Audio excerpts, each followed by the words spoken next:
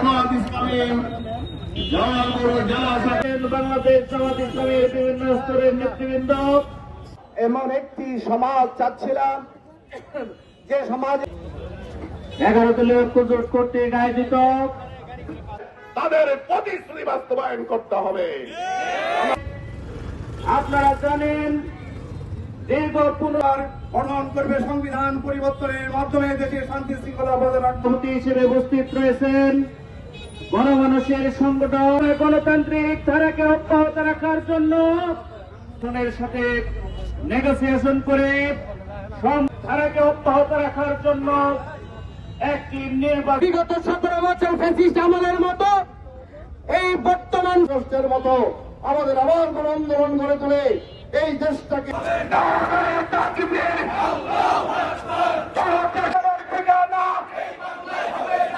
এই বাংলায় হবে না আবু সাইদ মুক্ত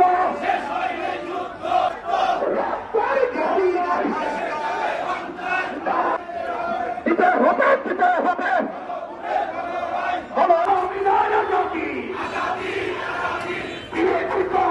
যদি না হয় সংস্কার ফিরবে এই বাংলায় হবে না স্বৈরাচারের ঠিকানা অপরিষ্কার সংগ্রাম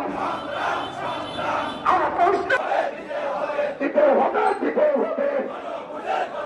যারা